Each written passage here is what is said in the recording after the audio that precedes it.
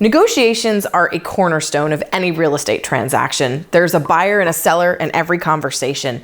And when you're selling your house and trying to get through the inspection period, that is oftentimes where things can fall apart. So if you're at a point in the sale of your property where negotiations are happening and a repair is going to need to be made, you have two choices.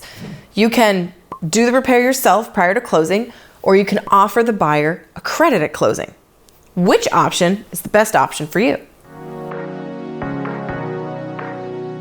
If you offer the credit, you and the buyer, or truly the two agents, are going to negotiate that. You're going to put it in writing on an addendum stating how much money you're going to credit the buyer at closing for this repair. It doesn't mean you have to pick up your checkbook during the inspection period and write it out. It's all going to flesh out at the table at the end.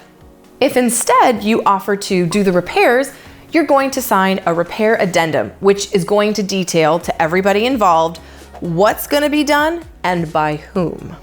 As in just about everything in life, there's pros and cons to both, so let's go through them. Starting with doing the actual repairs. So the first thing that happens is the buyer has to actually show you either the inspection report or some sort of estimate from a professional so that you know the repair is legitimate. You're also welcome to get your own opinion if you'd like. More than likely, you're going to have to hire someone to do the work. It's rare that a buyer wants the owner of the property to do the work. Usually they're going to want a licensed and insured professional and to have a paid invoice as proof that the work was done. The good thing about the repair option is it's done and it's handled. There's also a paper trail, and if for some reason something happens with the repair, they can go back to the company that did it for any kind of warranty or issues that they have. And sometimes the actual repair itself ends up being cheaper than the estimate. So at the end of the day, you might actually save some money. But on the flip side, some of the negatives can be, it gives you some more work to do. If you're trying to coordinate repairs and get things fixed during the transaction, sometimes that can be really stressful. And sometimes it can even delay closing depending upon how far backed up vendors are. You also run the risk that the project could cost more than was originally anticipated. Sometimes when you start to pull that thread, you can unravel the entire sweater. And finally, sometimes the buyer isn't happy with the workmanship. So even though you did what you were supposed to, and the house can still probably close, it may cause a little bit of stress and strife. Option 2, as you recall, is to offer a credit at closing. Typically, this amount is based upon an estimate from a licensed and insured professional. Again, whether the buyer provides it or you get your own opinion, you'll be able to negotiate based on real actual estimates and not just pie in the sky numbers. And the work is done after closing, so the buyer gets to hire who they want and handle the project themselves.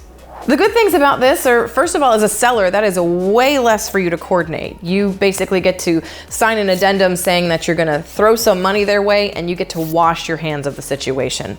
It also makes sure that the buyer can hire who they want and do the project the way they want, because oftentimes buyers like to get the credit because maybe they're not going to fix it. Maybe they'd rather rip it out and remodel instead of having you pay money to fix something they want to change anyway. And as long as it's not a lender-required repair, it won't delay the transaction or closing. And if this project ends up becoming bigger than anybody anticipated, you may actually save money, because if you agree to do a $2,500 credit and it turns into a $4,000 project, you're only on the hook for the $2,500. Now, on the flip side, of course, the con could be if a $2,500 credit is given and the project's only $500, well, then you're out some money, but you'll probably never know. And if it does happen to be a repair that's required by the appraiser or the lender, you may not have the option of giving a credit, and you may just have to suck it up and do the repair. For the ease of the transaction, a credit is oftentimes the preference for a seller and, quite honestly, the agents. I know when I'm in a transaction, I often like to allow the seller to just give the credit, because then we can guarantee that the buyer gets it done the way that they want. And if I'm working with a buyer in a transaction, it's often the same reasoning, is that they have creative control and can make sure they hire the company that they like best. And it always depends too on the type of repair or the scope of the request, because every situation is different, so there's no one answer for every transaction. If there was, this business would be a heck of a lot easier. If you want my 2 cents, as long as it's not something super basic like changing an outlet cover, I usually tend to gravitate towards giving the credit.